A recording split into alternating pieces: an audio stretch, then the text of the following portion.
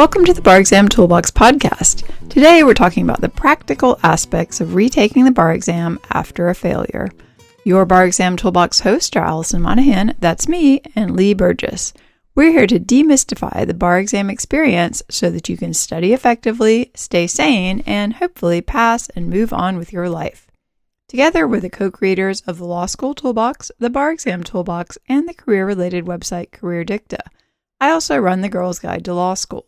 If you enjoy the show, please leave a review on your favorite listening app and check out our sister podcast, the Law School Toolbox podcast. If you have any questions, don't hesitate to reach out to us. You can always reach us via the contact form on barexamtoolbox.com, and we would love to hear from you. With that, let's get started.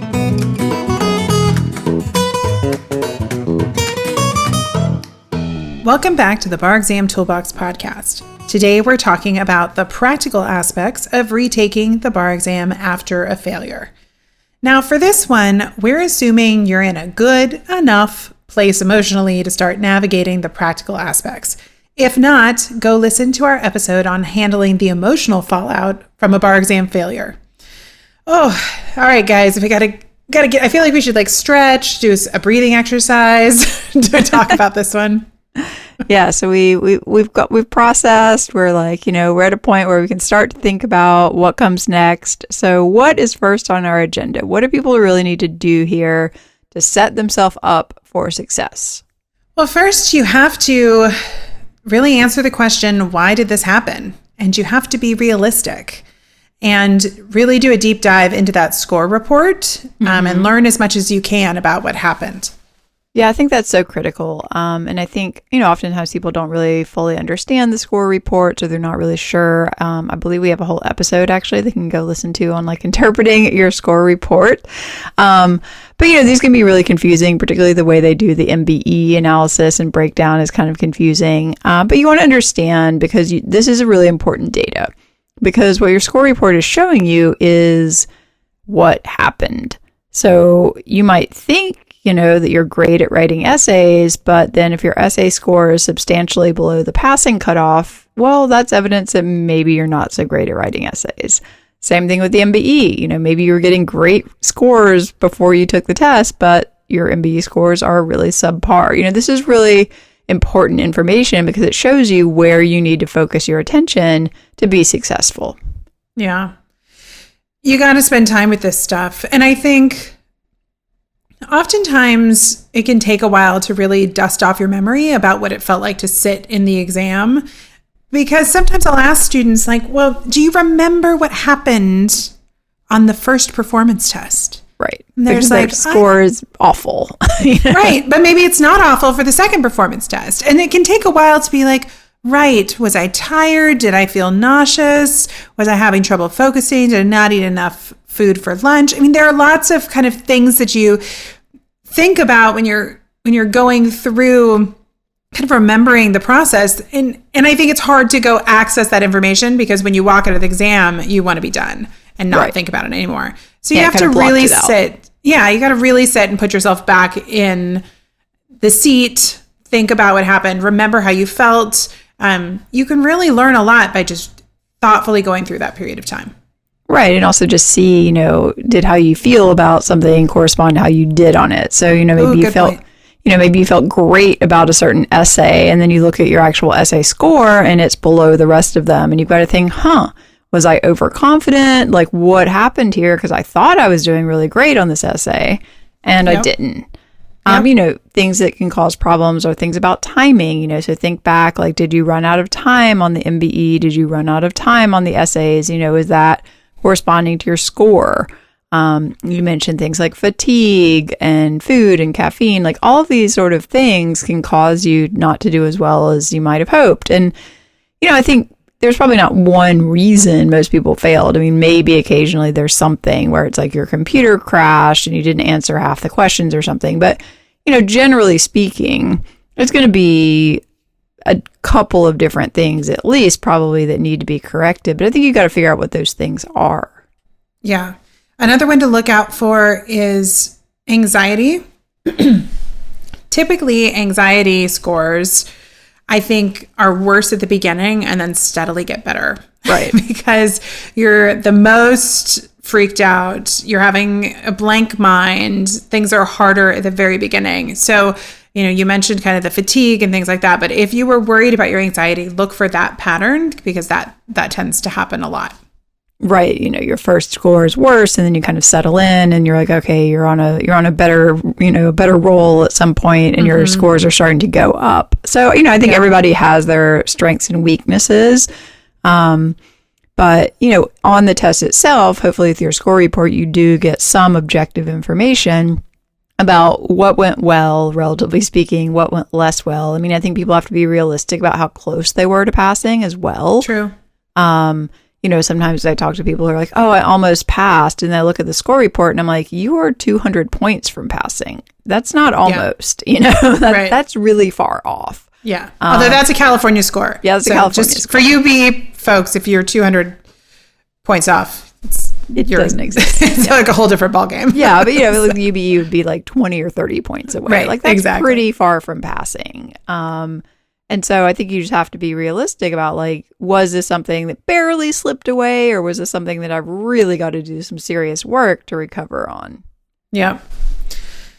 So you've also got to think a lot about your bandwidth to study for the next exam. I think I'm talking about this with every single person that I'm doing intake calls with, right, who wants to study again, because I think one of the main reasons folks fail is that they don't have the bandwidth to study again. And you want to be able to just dive right in. You want to just say, I can do this no matter what. And then you're in the midst of studying and we'll hear something like, oh, you have a trial prep coming up?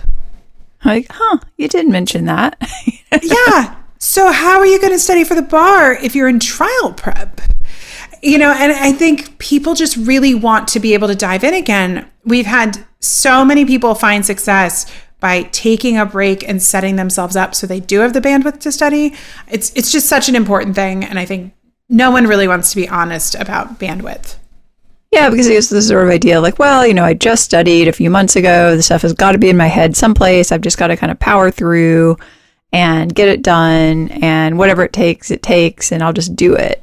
But that's not necessarily realistic for people. If they're working, if they have family obligations, particularly now, if kids may or may not be in school, all this stuff is still going on. And I just think it's really important to really kind of sit with that and say, okay, how am I going to carve out the time if I'm going to study for this next test? And if you can't realistically carve out sufficient time, then there's just no point in putting yourself through it. Yeah, it's so true. And money. Yeah. Because just sitting for the test, not even hiring someone like us to help coach you through it, is incredibly expensive.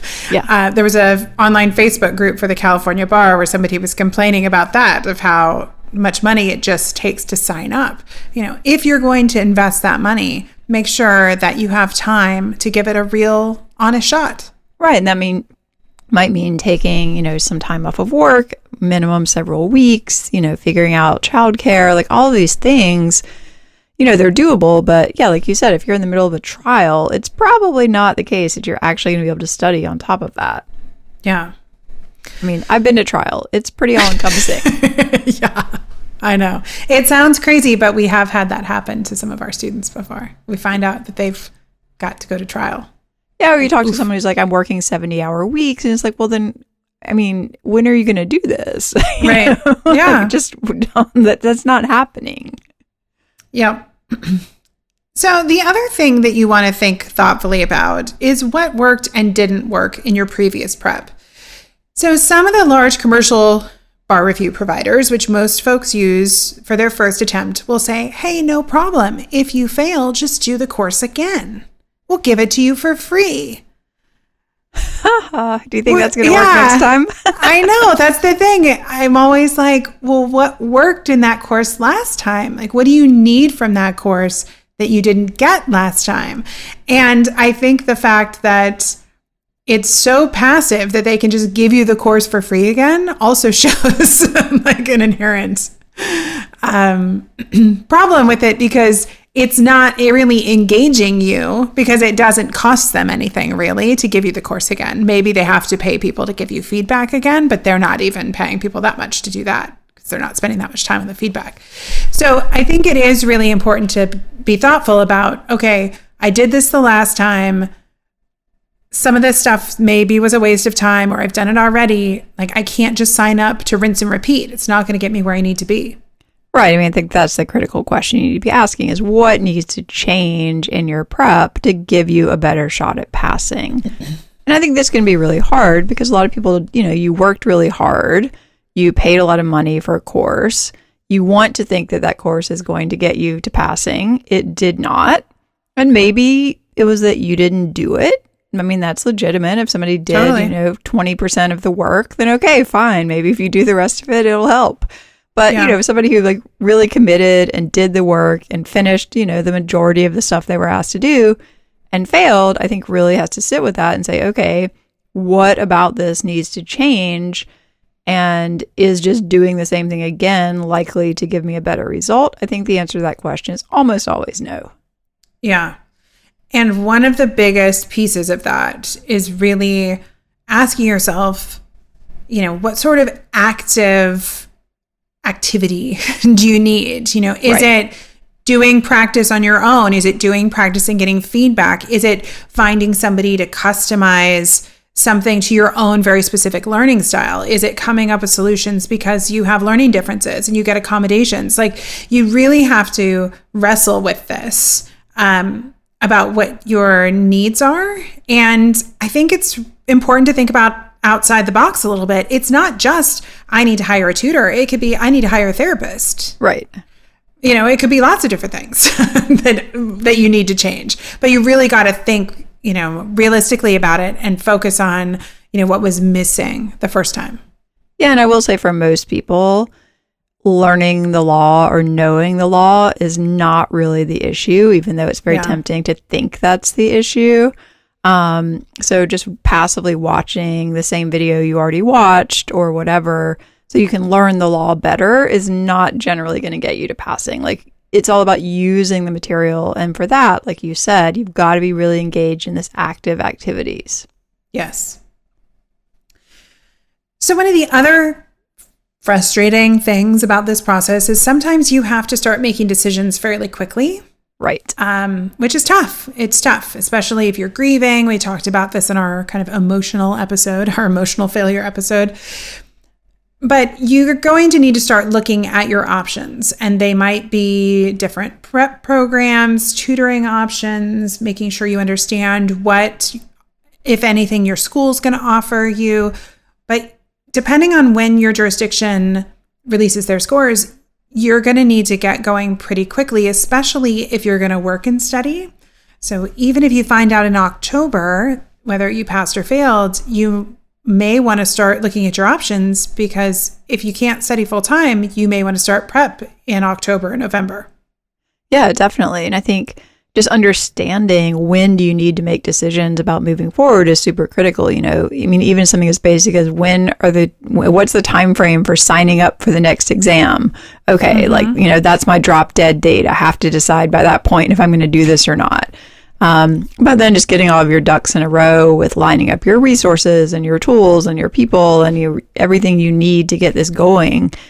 You just got to kind of have that roadmap so that you can say, okay, this is my decision point. If I have not committed by this time to these things, then I'm not going to be taking the next test. Yep. And all of this really leads to the fact that you got to come up with a plan. You got to figure out, what's the execution plan? Are you going to hire somebody? Do you need to figure out how you're going to pay for it? Are you going to talk to your bosses at work? Are you going to shift your work schedule around? Are you going to move home for a couple months so you can reduce your living expenses? Whatever it might be, you've got to come up with a plan. Right. When are you going to study? How are you going to study? Who's going to help you? All of these things. Hopefully by the end of this process, you should have an idea of how to answer all of those questions. Yeah. And that's going to need to happen probably pretty quickly. Pretty quickly. So, Allison, we have worked with a lot of people over the years. A lot. We've been doing this a long time now. I was looking at the calendar. We have. Yeah, it's been a long time. Where do we commonly see things get derailed? Well, I think the biggest one for people, and this is hard, is not actually being willing to make changes or to take advice. And I mean, it sounds irrational because obviously whatever it is that you did and however you prepared and however you wrote your essays and however you answered your MBE questions, it didn't work. You would think that people would be very receptive to feedback and commentary and advice from an expert on why that didn't work and what they should do differently. But that doesn't always happen. Do I now get to talk about my favorite blog post ever? Sure. About one of the favorite blog posts. We talk about this all the time on our Bar Exam Toolbox blog is that you have to do what makes you uncomfortable. Right. And this is like the crux of it. I think it's so easy to go back to old habits. Mm-hmm. Old habits die hard, right? And it's like, oh, well, I can just listen to this lecture and I'm getting no negative feedback, which is great. Yeah, I feel good. I feel good watching this contracts lecture. I do. I'm like checking things off my to-do list. I've studied for 6 hours today. I may not remember anything, but I have studied for 6 hours today. And the problem is that you're already coming into this with all these like icky feelings from surviving this failure. And then if you're really doing the right kind of studying, you're really uncomfortable while you're studying because you're challenging yourself, you're failing, you're fixing it, you're trying it again, you may fail it again. I mean, you're really kind of doing this heavy lifting that for a while does not feel great. And a lot of people want to abandon that feeling. Yeah, it's true. It may never feel great. If you're studying the right way and always studying stuff you don't know, it should all kind of feel crummy the whole time. Yeah, it's not going to be like the most fun process. But yeah, I mean, it feels better for me to sit and re-watch a video on first year contract law, which happened to be a class that I did really well in law school. And it was one of my favorite classes. So that just makes me feel great. I feel really confident. Isn't it important to build my confidence here? It is. I mean, I high scored my community property class, so I definitely should spend days studying community property, which I took right before I sat for the bar exam.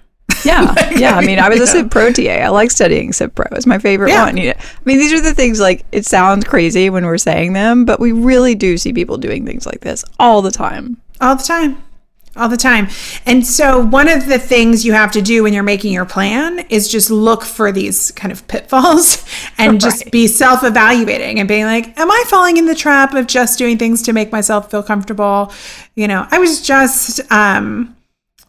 just doing this to myself about working out the other day, is that I had like tried to start jogging again. And then something came, I know, but like something came up and I stopped. And then I would like try it again. And then something came up. And then I was working out another way. And I was like, oh, I'm just not feeling like I'm getting any stronger. And then I really thought about it. I was like, well, I've cut my workouts by 10 minutes and I'm not doing the hardest workouts anymore. What's going on here? Maybe I'm not getting stronger because I stopped making myself uncomfortable. I was just feeling really good about the fact that I was knocking out these same workouts all the time instead of, challenging myself to do something different. And so we have these patterns over and over again. It's not something that we can't recognize in ourselves, but we have to have those little aha moments to evaluate what's going on. Yeah, and I think if you do invest in paying someone for advice, you should really do your best to listen to them. True. I mean, we always, we do see people all the time who just really don't want to take the advice that our tutors are giving them, and that is completely their choice. However, I'm like, you paid for this. Yeah. So maybe you should at least consider it. I don't know. Yeah. Yeah. At least try it out. See if it works for you. Yeah. Give it a shot. I mean, I don't know. We sometimes see funny ones where people like really hate us and then it turns out they pass. I'm like, well, maybe something sunk in, It's true. So we also mentioned this pitfall of not having enough time to study, especially when working. And I feel like we can't talk about this enough because it comes up over and over and over again.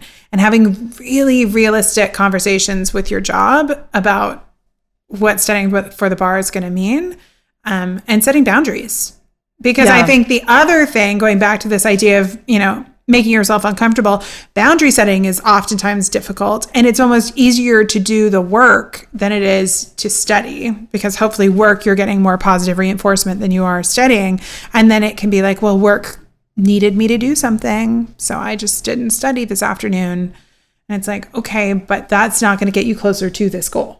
Yeah, I think one of the things when you're working and studying is you really have to figure out times that you can devote to bar study when you're actually fresh and you can think. And I think this is difficult because, most people's work will kind of be all encompassing if you allow it to be.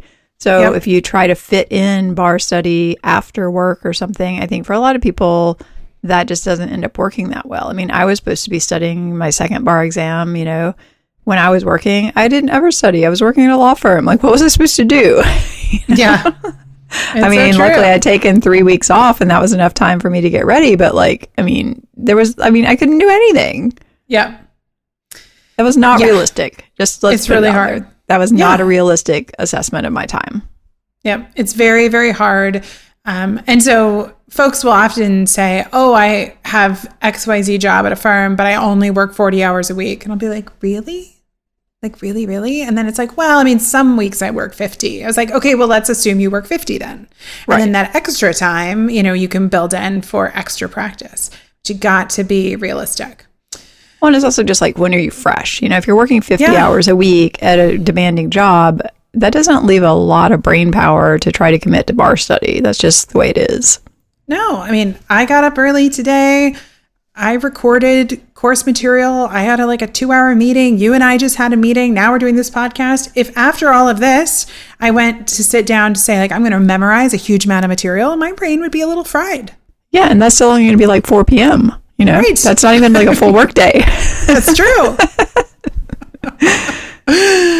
So, it is hard to get a good version of yourself to do the studying. Yeah, I agree. We've touched on this next one as well. I think another thing we really see people derailing themselves with is just the passive learning.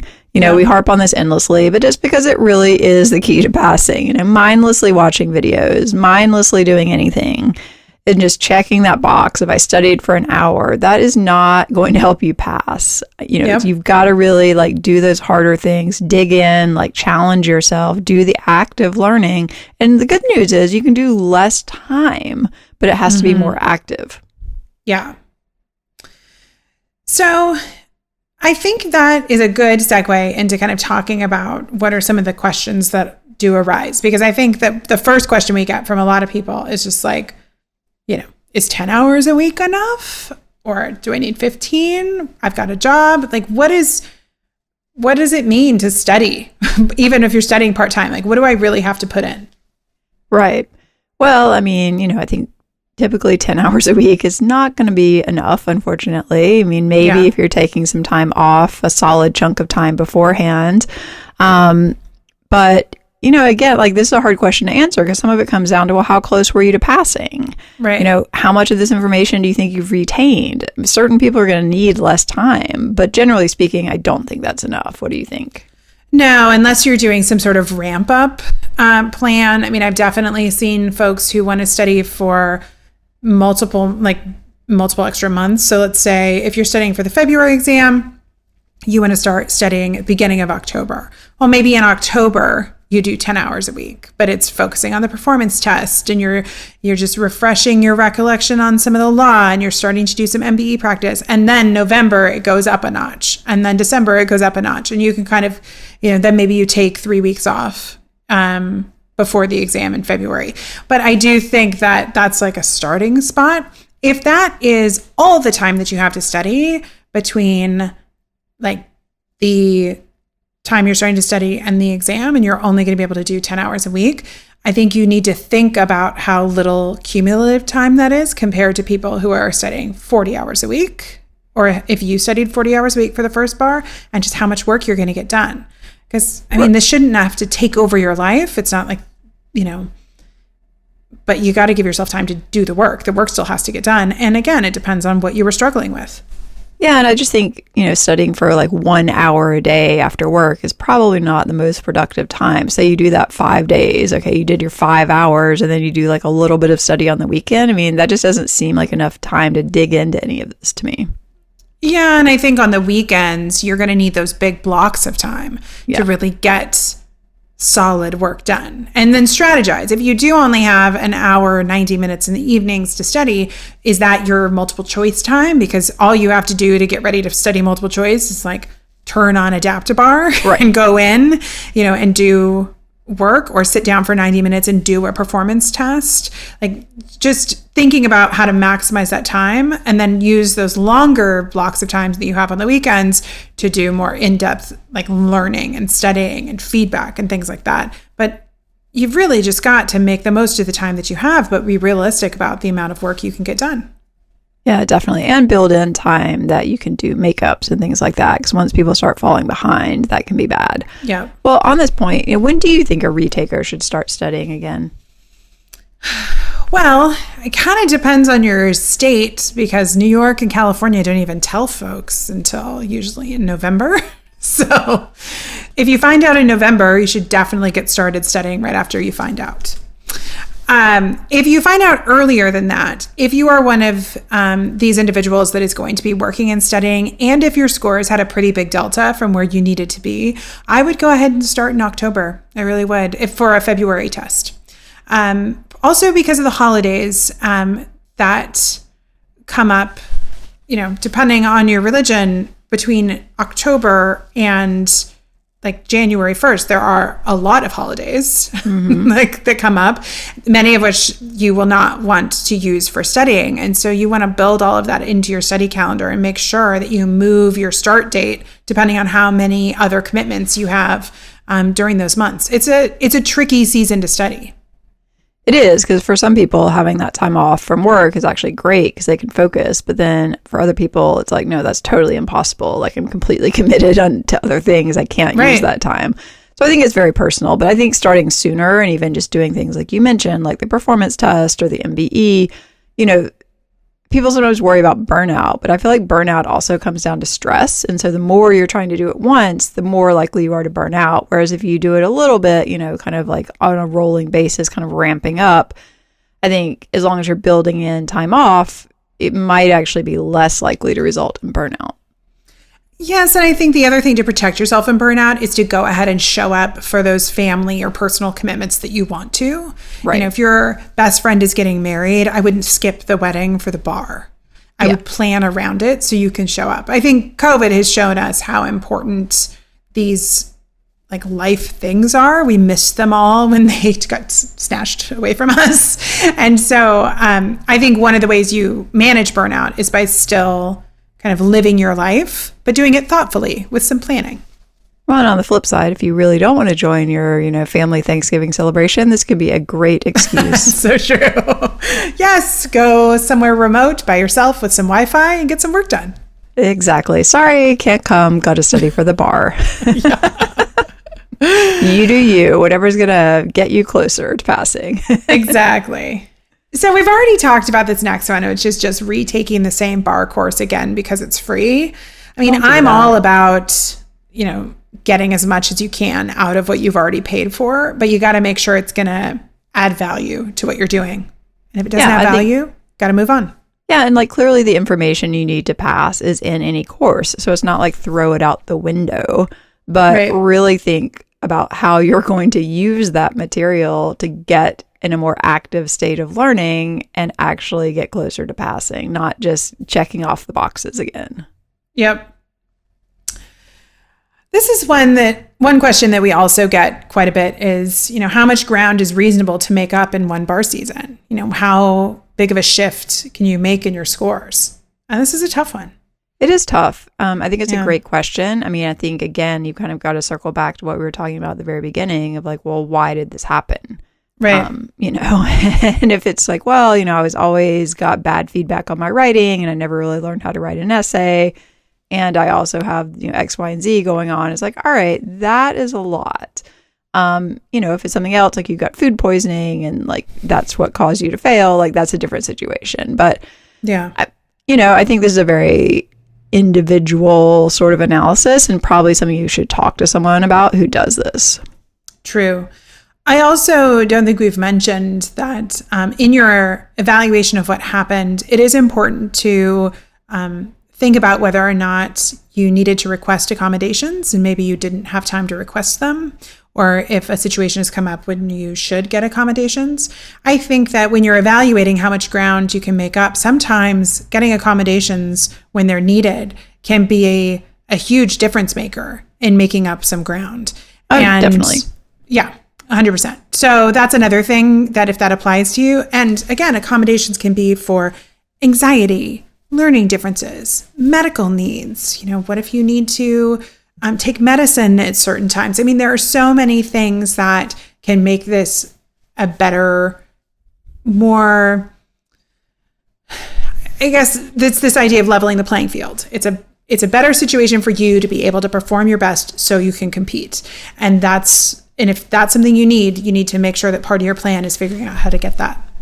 Right. And in the UBE situation, it might mean applying in a different state because some of them are notoriously very stingy with accommodations and some of them are a little more relaxed. So, if you got accommodations for something at law school and you didn't for the bar, I think that's definitely something that should be high on your list to evaluate. Is there something you can do about this to better position yourself to be on that level playing field?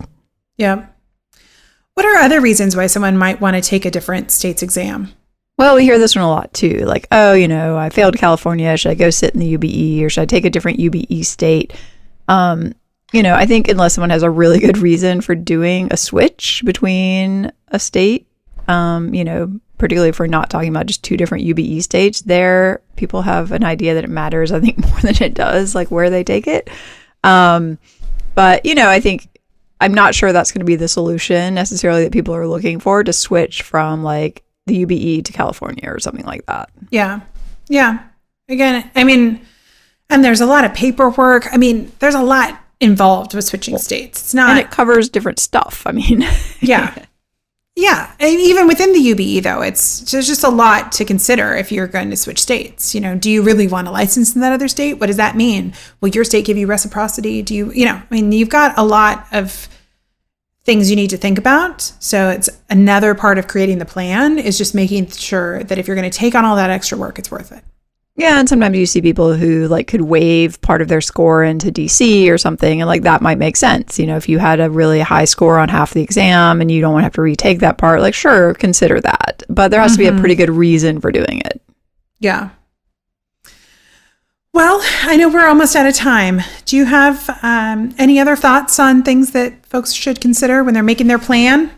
Well, I think one thing that's sometimes overlooked is, are there any resources that your law school is willing to provide to you? Because it's in there and, they have an incentive for you to pass. So more and more, I think schools are stepping in and kind of giving people, personalized feedback or even just someone to talk to about their plan. I think anything like that, just go ahead and take advantage of it. Yeah. I think that's a good point. I mean, you already paid for law school. So. Right, exactly. Everybody wants you to pass. So get them on your team, get them on board. If they're going to give you, sometimes they'll give you access to different programs, whatever it is, just circle back and ask, what are you doing? And if the answer is they're not doing anything, then maybe they should be doing something. Yeah, that's true. I also feel like we should plug our Listen and Learn series on the Bar Exam Toolbox podcast, because if you haven't heard some of those, they are super helpful when you are studying again. We've got a whole bunch of them that can help you do some active learning. Yes, listening to me talk might be passive, but you can write out the answers, and that is active. Right. So, yeah, people do like them. They do. All right. Well, with that, we are out of time. I want to take a second to remind you to check out our blog at barexamtoolbox.com, which is full of helpful tips to help you prepare and stay sane as you study for the bar exam. You can also find information on our website about our courses, tools, and one-on-one tutoring programs to support you as you study for the UBE or California bar exam. If you enjoyed this episode of the Bar Exam Toolbox podcast, please take a second to leave a review and rating on your favorite listening app. We'd really appreciate it. And be sure to subscribe so you don't miss anything. If you're still in law school, you might also like to check out our popular Law School Toolbox podcast as well. If you have any questions or comments, please don't hesitate to reach out to myself or Allison at lee@barexamtoolbox.com or allison@barexamtoolbox.com, or you can always contact us via our website contact form at barexamtoolbox.com. Thanks for listening, and we'll talk soon.